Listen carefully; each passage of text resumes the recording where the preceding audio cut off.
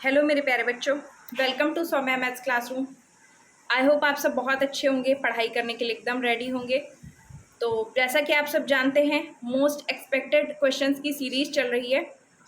तो हम उसमें आज अपनी एक्सरसाइज 10.3 को देखेंगे और आज ही हम अपनी एक्सरसाइज 10.3 को ख़त्म कर लेंगे। इसके बाद में कल मैं आपको 10.4 के जो इम्पोर्टेंट क्वेश्चंस हैं वो पढ़ाऊँगी वेक्टर अलजेब्रा के, और उसके बाद में हम कोई नया चैप्टर स्टार्ट करेंगे।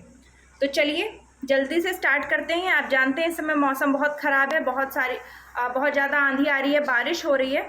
तो इस वजह से लाइव क्लासेस कुछ दिन के लिए हमने रीशेड्यूल कर दी हैं। ओके, तो चलिए स्टार्ट करते हैं। अब मैं साइड में बैठ जाती हूँ, इधर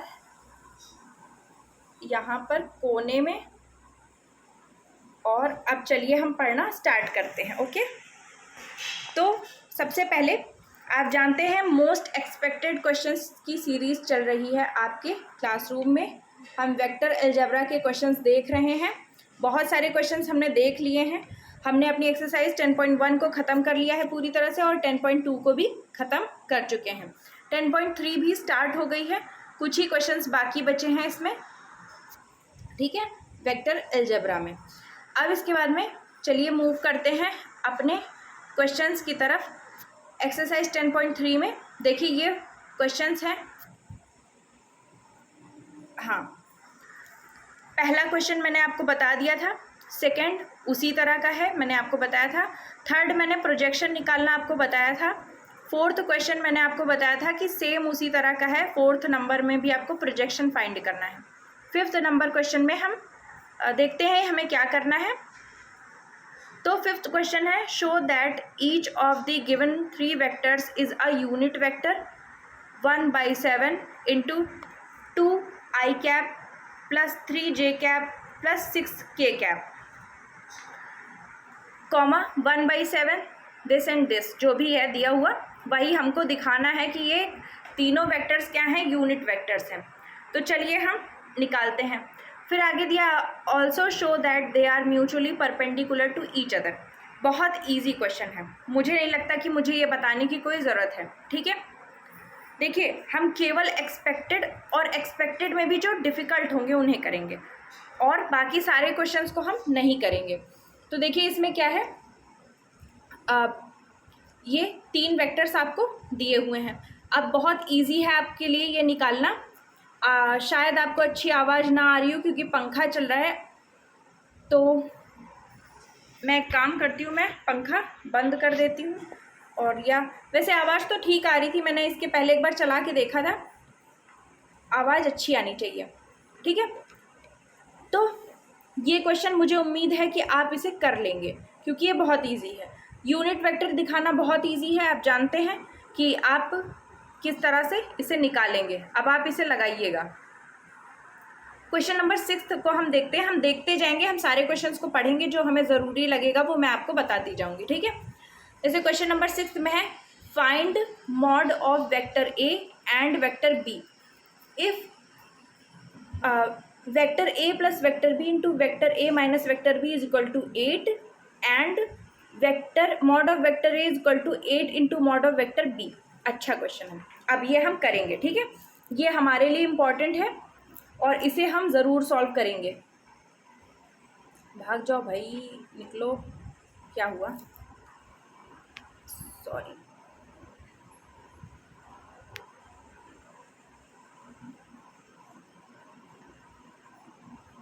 ये हमने ग्रीन पेन ले लिया और पहले तो ऐसे निकालना है इसको। ओ माय गॉड, मैंने शायद, चलिए ठीक है, हम देखते हैं, अगले पेज पे हम पहले जाते हैं, ठीक है, और हम देखते हैं कि हमें क्या सॉल्व करना है। हाँ, तो चलिए स्टार्ट करते हैं। क्वेश्चन है आपका, अब शायद आपका जो अब मैं अपना वीडियो हटा लेती हूँ क्योंकि फिर से मैं प्रकट हो जाऊँगी बीच में, ठीक है, क्योंकि अब यहाँ पे मुझे अपना मोबाइल नीचे करके लिखना होगा। तो चलिए स्टार्ट करते हैं। क्वेश्चन हमारा क्या है, एक तो हमें दिया है a प्लस बी, और ये दोनों क्या है, वेक्टर में, into vector a minus vector b is equals to 8। उसके बाद में दूसरी कंडीशन दी है, modulus of vector A is equals to 8 into modulus of vector B. ठीक है, अब हमें modulus of vector A and modulus of vector B को फाइंड करना है। कैसे फाइंड करेंगे, स्टार्ट करते हैं। देखिए, यहाँ तक आपका क्वेश्चन है और यहाँ से आपका आंसर लिखना है। अब देखिए, यहाँ पे आपको दिया है, इट इज गिवन दैट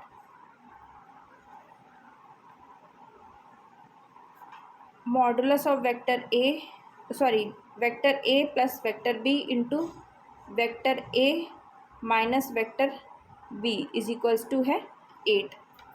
ठीक है, अब इसके बाद में अब यहाँ पर लगा है पॉइंट, यानी कि स्केलर, हमें स्केलर प्रोडक्ट से करना है, यानी डॉट प्रोडक्ट करना है, डॉट प्रोडक्ट। तो अब हम क्या करेंगे अगले पेज पे। ठीक है, इसे मैं इरेज नहीं कर रही हूँ, या हम चाहें तो इरेज भी कर सकते हैं, अभी इसमें हमने कुछ लिखा नहीं है। तो हम क्या कर सकते हैं, इसका डॉट प्रोडक्ट कर सकते हैं। ठीक है, तो यहीं से हम डॉट प्रोडक्ट करना स्टार्ट कर देंगे, क्योंकि ऊपर वाली लाइन में सेम चीज़ हमने लिखी है। तो अब डॉट प्रोडक्ट अंदर करेंगे, उसके बाद में जो मिलेगा उसमें हम उसी हिसाब से सॉल्व करेंगे। देखिए कैसे, ए का इंटू ए से होगा तो वेक्टर ए डॉट वेक्टर ए हो जाएगा, फिर ए और बी का मल्टीप्लाई होगा, लेकिन यहाँ पे ए पॉजिटिव है और ये वाला बी नेगेटिव है, तो minus vector A dot vector B हो जाएगा। ठीक है, फिर इधर वाले बी का इधर ए से होगा तो ये प्लस में है और ये माइनस, ये भी प्लस में है, तो क्या हो जाएगा plus vector B dot vector A. फिर प्लस वाले बी का माइनस वाले बी से होगा तो minus vector B dot vector B is equals to हो जाएगा 8।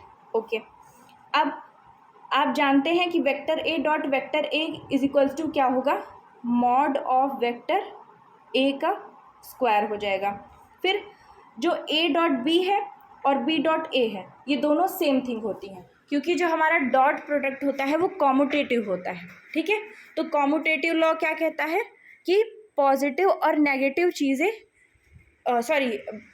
कॉम्यूटेटिव का मतलब क्या हुआ कि 2 इंटू 3 करने पे अगर 6 आएगा तो 3 इंटू 2 करने पे भी 6 ही आएगा। तो इसका मतलब है कि ये दोनों इक्वल होंगे। अब इक्वल तो हैं ही, और साथ में एक के आगे आप देख रहे हैं माइनस लगा है और दूसरे के आगे प्लस लगा है, तो इसका मतलब ये दोनों कैंसिल हो जाएंगे। फिर माइनस लगा के vector B dot vector B है, तो इसको इसी तरह से हम लिख सकते हैं, वेक्टर बी का whole square is equals to 8, यानी मॉड ऑफ वेक्टर बी का होल स्क्वायर। इतना आ गया है। अब उसके बाद यहाँ क्या होगा, अब हमें पता है, सिंस वी नो, हम क्या जानते हैं कि हमें एक और चीज़ दी हुई थी, वो दी थी mod of vector A is equals to 8 into mod of vector B होता है। ठीक है, तो अगर हम चाहें तो अपनी इस इक्वेशन में जो हमें मिली है, यहाँ पे मॉड ऑफ वेक्टर ए की जगह पर 8 into mod of vector B रख सकते हैं। ठीक है, तो अब चलिए ये कारनामा हम अगले पेज पर करके देखेंगे। आया क्या था, आया था मॉड ऑफ वेक्टर ए का whole square minus mod of vector B का whole square is equals to 8। अब इसमें यहाँ पे हमें क्या रखना है, मॉड ऑफ वेक्टर ए की जगह हमें रखना है 8 into mod of vector B. ठीक है, और टोटल का क्या होगा, होल स्क्वायर हो जाएगा, क्योंकि मॉड ए की वैल्यू है 8 इंटू मॉड बी, ना कि स्क्वायर की। तो अब जब हमने मॉड ऑफ वेक्टर ए की वैल्यू रख दी 8 into mod of vector B, और क्योंकि यहाँ पे इसका स्क्वायर है तो हमने क्या किया, पूरे का स्क्वायर कर दिया। ठीक है, जैसे यहाँ पे स्क्वायर था। अब minus mod of vector B का whole square is equals to 8। अब यहाँ पे जब हम होल स्क्वायर को खोलेंगे, होल स्क्वायर को जब हम खोलेंगे तो क्या होगा, ये जो 8 है, 8 का स्क्वायर 64 हो जाएगा, और मॉड ऑफ वेक्टर बी का होल स्क्वायर हो जाएगा minus mod of vector B का भी whole square is equals to 8। अब जब हम इसे माइनस करेंगे, क्योंकि 64 into mod of vector B का होल स्क्वायर से हम जब मॉड ऑफ वेक्टर बी के होल स्क्वायर को माइनस करेंगे तो 63 मॉड ऑफ वेक्टर बी का होल स्क्वायर बचेगा। क्यों? क्योंकि यहाँ पे इसका ये क्या है, 64 जो है वो मॉड ऑफ वेक्टर बी के होल स्क्वायर का कोफिशिएंट है, और यहाँ पर इसके साथ कोई कोफिशिएंट नहीं है तो ये 1 हो जाएगा। तो 64 से 1 माइनस होगा, 63 बचेगा, और मॉड ऑफ वेक्टर बी का होल स्क्वायर और इक्वल टू इधर 8। अब यहाँ से अगर हम निकालें तो मॉड ऑफ वेक्टर बी का whole square is equals to आ जाएगा 8/63, क्योंकि ये वाला 63 इधर चला जाएगा 8 के अपॉन में। अब आप जानते हैं आपको निकालना क्या है, mod of vector A and mod of vector B की वैल्यूज ही निकालनी है। तो देखिए यहाँ पे होल स्क्वायर मिल चुका है, तो यहाँ मॉड ऑफ वेक्टर बी की वैल्यू अब आराम से निकल आएगी। ये क्या हो जाएगी, √8/63 हो जाएगी। अब हम इसे सॉल्व करने की कोशिश करते हैं, तो क्या ये सॉल्व हो सकता है? अंडर रूट तो इनका नहीं निकल सकता, लेकिन देखिए 8 को आप लिख सकते हैं 4 × 2, तो 4 का अंडर रूट होता है 2, और 2 का अंडर रूट नहीं निकलेगा तो 2√2 लिख देंगे। और 63 को आप क्या लिख सकते हैं, इसे लिख सकते हैं 9 × 7, तो 9 का अंडर रूट निकल आएगा 3, और 7 का अंडर रूट नहीं निकलेगा तो इसे हम लिख देंगे। यानी कि आपको किसकी वैल्यू चाहिए थी, एक तो वेक्टर ए की वैल्यू चाहिए थी, vector mod of vector A की, और दूसरा मॉड ऑफ वेक्टर बी की। तो मॉड ऑफ वेक्टर बी की वैल्यू आपने फाइंड कर ली है, ये आपकी वैल्यू आई है। ठीक है, ये आपकी वैल्यू आई है मॉड ऑफ वेक्टर बी की। तो इतनी चीज़ आपने फाइंड कर ली। अब उसके बाद में यहीं से हम मॉड ऑफ वेक्टर ए की भी वैल्यू निकाल सकते हैं। कैसे निकालेंगे, अगले पेज पे समझते हैं। आप जानते हैं कि आपको क्या दिया था कि mod of vector A is equals to है 8 × मॉड ऑफ वेक्टर बी। तो मॉड ऑफ वेक्टर ए की वैल्यू क्या हो जाएगी, 8 × यहाँ पे क्या आई थी वैल्यू, 2√2/3√7, यही वैल्यू आई थी। तो इसको जब हम सॉल्व करेंगे तो 8 × 2 16 √2/3√7, ये हमारे मॉड ऑफ वेक्टर ए की वैल्यू हो जाएगी। ठीक है, यही हमें फाइंड करना था। आई होप आपको समझ में आ गया होगा। ये हो गई हमारे ए की वैल्यू और उधर हो गई हमारे बी की वैल्यू। इसको मैंने इतना ज़्यादा कलरफुल कर दिया है कि शायद आपको ना समझ में आए। सॉल्व कर लेते हैं हम फिर से। 16√2/3√7, तो ये आपकी फाइनल वैल्यू होगी। अब चलिए जल्दी से एक बार हम आंसर शीट को देख लेते हैं कि हमने सही लगाया है या फिर नहीं। तो बिल्कुल सही आया है, 16√2/3√7 ये मॉड ऑफ वेक्टर ए की वैल्यू है, और 2√2/3√7 मॉड ऑफ वेक्टर बी की वैल्यू है। बिल्कुल सही आंसर आया है। तो ये हो गया आपका क्वेश्चन नंबर 6।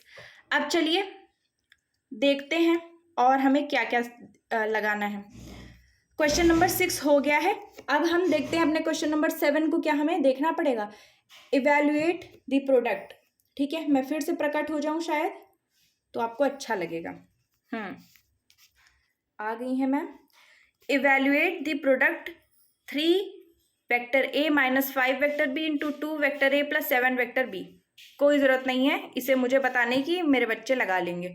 ठीक है, इजीली। जैसे अभी हमने क्या किया था, ये जो आपका था क्वेश्चन में क्या था, क्वेश्चन छुप गया।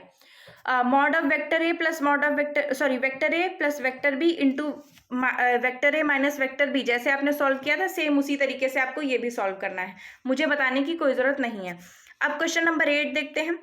Find the magnitude of 2 vectors vector A and B having the same magnitude and such that angle between them is 60 degree and their scalar product is 1/2। ये भी बहुत अच्छा क्वेश्चन है। क्वेश्चन अच्छा है लेकिन ईजी है। हिंट मैं आपको दे देती हूँ कैसे करेंगे आप। देखिए, मैग्नीट्यूड आपको निकालना है 2 वेक्टर्स का। वेक्टर क्या है, vector A and vector B. सबसे अच्छी बात है कि दे दिया है हैविंग द सेम मैग्नीट्यूड, यानी आपको 2 बार निकालने की कोई ज़रूरत ही नहीं है। वेक्टर ए का जो मैग्नीट्यूड है वही वेक्टर बी का है, बस एक ही बार आप निकाल सकते हैं। And such that the angle between them is 60 degree, okay, and their scalar product is 1/2। अब आप जानते हैं, आपको पता है vector A into vector B, यानी vector A dot vector B का फॉर्मूला आपके पास है। ठीक है, फॉर्मूला क्या होता है आप बहुत अच्छे से जानते हैं। Vector A dot vector B is equal to mod of vector A into mod of vector B into cos theta. तो कॉस थीटा की जगह 60 डिग्री रखेंगे, सामने आ गया हाथ, थीटा की जगह आप 60 डिग्री रखेंगे। स्केलर प्रोडक्ट यानी कि vector A dot vector B की वैल्यू 1/2 दी ही हुई है आपको, सॉरी हाँ 1/2 दी है। और उसके बाद में बचेगा क्या, mod of vector A into mod of vector B, और वही आपको निकालना है क्योंकि दोनों का मैग्नीट्यूड सेम है। तो वेक्टर बी के मॉड की जगह भी आप वेक्टर ए का मॉड ही रख देंगे और उसके बाद में वो मॉड ऑफ वेक्टर ए का होल स्क्वायर बन जाएगा।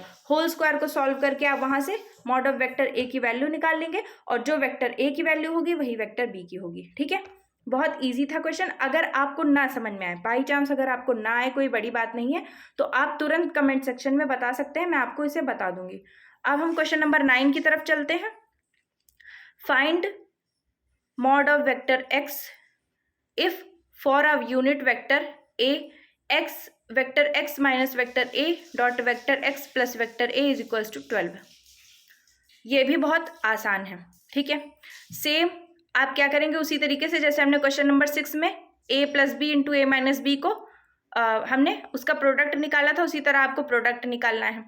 प्रोडक्ट निकालने के बाद में आपको मॉड ऑफ एक्स का स्क्वायर मिलेगा, तो उसको आप बचा के रखेंगे। वैसे भी आपको उसकी वैल्यू नहीं पता, पर जहाँ पे मॉड ऑफ वेक्टर ए का होल स्क्वायर आएगा, तो क्योंकि ये यूनिट वेक्टर है तो यूनिट वेक्टर की मॉड क्या होता है, 1 होता है, तो वहाँ पे आप 1 रख के सॉल्व कर लेंगे। ठीक है, और जहाँ माइनस एक्स ए और प्लस एक्स ए आएगा वो दोनों कैंसिल हो जाएंगे, सॉल्व करके आंसर आ जाएगा। क्योंकि अब आप बिल्कुल फाइनल एग्जाम की तैयारी कर रहे हैं तो मुझे उम्मीद है कि आपको ये बहुत ईजी क्वेश्चंस आ जाएंगे, और अगर नहीं आ रहे हैं तो जो मैं हिंट दे रही हूँ कम से कम आप उससे सॉल्व ज़रूर कर लेंगे। अब क्वेश्चन नंबर 10 की तरफ चलते हैं। लेकिन हाँ, एक बात है कि अगर आपको कोई भी क्वेश्चन ना आ रहा हो तो आप तुरंत पूछ लीजिए। ठीक है, मतलब आप कमेंट सेक्शन में पूछ सकते हैं। If vector A is equals to 2 i cap plus 2 j cap plus 3 k cap and this are such that vector A plus lambda B is perpendicular to vector C, then find the value of lambda. बहुत अच्छा question है, easy भी है लेकिन थोड़ा सा लेंदी है, और चलिए हम इसे देख लेते हैं। ठीक है, तो अब मैं फिर गायब हो जाऊं, चलिए देखते हैं अपने क्वेश्चन नंबर 10 को। तो हम इसे, अभी हमारे पास थोड़ा सा पेज है, हम यहीं पे इसे सॉल्व कर लेंगे, और या फिर पीछे वाले क्वेश्चन को हम इरेज कर लेते हैं।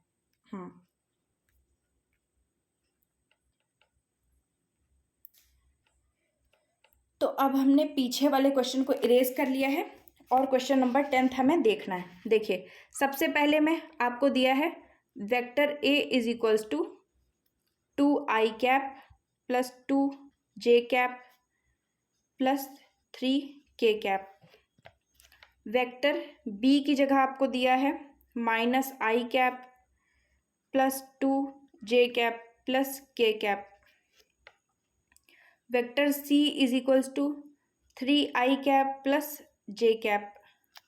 उसके बाद में ये कुछ इस तरह से हैं, ये कुछ इस तरह से हैं दिए हुए कि अगर आप इसे इसमें पुट करें, इस फॉर्मूले में, vector A plus lambda vector B, तो ये सी के परपेंडिकुलर हो जाएगा। ठीक है, अब परपेंडिकुलर होने का मतलब क्या है, देखिए आप जानते हैं कि डॉट प्रोडक्ट में अगर दो चीज़ें परपेंडिकुलर होती हैं तो उनका डॉट प्रोडक्ट क्या हो जाता है, 0 हो जाता है। अगर ये दोनों परपेंडिकुलर हैं, यानी vector A plus lambda into vector B vector C के परपेंडिकुलर है, तो इनका डॉट प्रोडक्ट 0 होना चाहिए। तो इसको आप एज अ फॉर्मूला कंसीडर कर लीजिए। इसे आप क्या कर सकते हैं, इसको आप एज अ फॉर्मूला कंसीडर कर लीजिए और अपने ए बी और सी तीनों की वैल्यूज को बस इसमें पुट करके सॉल्व कर लीजिए। इजीली आपको लैम्डा की वैल्यू पता चल जाएगी। ठीक है, बहुत इजी है, लेकिन डायरेक्ट अगर इसमें पुट करेंगे तो थोड़ा सा डिफिकल्ट होगा, क्योंकि देखिए पहले यहाँ पे आपको क्या करना चाहिए, बुद्धिमानी ये है कि पहले आप vector A plus lambda vector B की वैल्यू निकाल लें। ठीक है, तो इसके लिए पहले आप वेक्टर बी को लैम्डा से मल्टीप्लाई कर लें, फिर उसमें वेक्टर ए को ऐड करके इस वैल्यू को निकालें, तब सी के साथ डॉट प्रोडक्ट निकालें। तो चलिए हम यही काम करते हैं। यहाँ पे भी हम इसे इरेज कर लेते हैं, इरेज करके काम शुरू हो जाएगा। देखिए वेक्टर बी है -i cap plus 2j cap plus के कैप।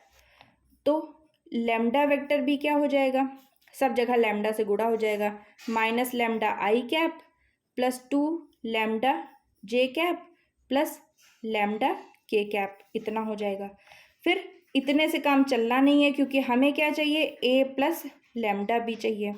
तो इसकी वैल्यू अगर निकालें तो वेक्टर ए को भी इसी में ऐड कर देंगे। वेक्टर ए की वैल्यू क्या है, 2i cap plus 2j cap plus 3k cap, ये हो गया। और पीछे है प्लस में क्या करना है, लैम्डा बी, तो लैम्डा बी की वैल्यू क्या है, minus lambda I cap plus 2 lambda J cap plus lambda के कैप, ये हो गई ये वैल्यू। अब इन दोनों को हम ऐड करेंगे, ऐड करने से हमारा कुछ भला हो जाएगा, कुछ चीज़ें आ जाएंगी। तो देखिए सबसे पहले इनको अगर ऐड करेंगे तो क्या आएगा, आई वाली सारी चीज़ों को एक साथ कर लेते हैं, 2 प्लस लैम्डा आई होना चाहिए। देखिए 2i कैप है, यहाँ पे लैम्डा आई कैप है लेकिन माइनस में है, तो इसलिए आपको यहाँ पे क्या माइनस लगाना पड़ेगा, 2 माइनस लैम्डा इंटू आई कैप प्लस यहाँ 2j कैप है, यहाँ 2 लैम्डा जे कैप है, तो ये हो जाएगा 2 plus 2 lambda into J cap और प्लस 3k कैप है और लैम्डा के कैप है, तो 3 प्लस लैम्डा के कैप, ये तीन चीज़ें हो गई हमारी, यानी ये आ गई value a plus lambda B की। ओके, अब चलिए हम चलते हैं नेक्स्ट पेज पे। आई होप इतना आपको समझ में आ गया होगा। अब हम नेक्स्ट पेज पे चलेंगे, इरेज करेंगे इसे।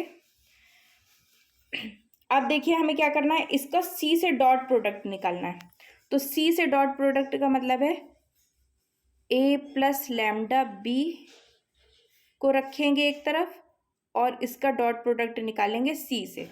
अब a प्लस लैम्डा बी की वैल्यू क्या थी, देखिए पहले में आया था 2 minus lambda I cap plus 2 plus 2 lambda into J cap plus 3 plus lambda into K cap. ये तो हो गया हमारा vector a plus lambda vector b, बीच में हमें डॉट लगाना है और डॉट प्रोडक्ट करना है किससे, c से, और c की वैल्यू क्या है 3i cap plus j cap. तो एक चीज़ बहुत अच्छी है कि c में केवल i और j है, और क्योंकि ये दोनों परपेंडिकुलर हैं तो इनका डॉट प्रोडक्ट 0 के इक्वल होना चाहिए, तो यहाँ पे हम इक्वल टू 0 कर देते हैं। ठीक है, अब हम यहाँ पे, अब आपको केवल i और j वाले जो भी आपके पास टर्म है उनको गुणा करना है, क्योंकि k कैप पहले से आपके पास, देखिए यहाँ पे c वाली जो इक्वेशन है उसमें नहीं है, और क्योंकि ये नहीं है इसलिए यहाँ पे इसका काम खत्म हो जाएगा। तो 2 माइनस लैम्डा आई कैप का मल्टीप्लिकेशन होगा 3 से, तो 3 into 2 6 minus 3 into lambda 3 lambda, और ये हो जाएगा आई कैप, तो आई कैप का स्क्वायर हो जाएगा 1, ठीक है, प्लस फिर यहाँ पे लैम्डा के इंटू में क्या है 1 है, सॉरी जे कैप के इंटू में क्या है 1 है, और यहाँ पे जे कैप के इंटू में है 2 प्लस 2 लैम्डा, तो इसका जब 1 से मल्टीप्लाई होगा तो 2 प्लस 2 लैम्डा ही हो जाएगा, और इज इक्वल्स टू क्या आना चाहिए, 0 आना चाहिए। अब इन चीज़ों को हम जोड़ घटा लेते हैं, 6 प्लस 2 हो जाएगा 8, और माइनस 3 लैम्डा से 2 लैम्डा माइनस होके बचेगा लैम्डा इज इक्वल्स टू 0। तो जब 8 minus lambda is equals to 0 है तो लैम्डा इज इक्वल्स टू 8 होगा, और यही हमारा आंसर होगा। जल्दी से एक बार आंसर शीट में मैच कर लेते हैं अपने आंसर को कि हमने सही सॉल्व किया है या फिर नहीं।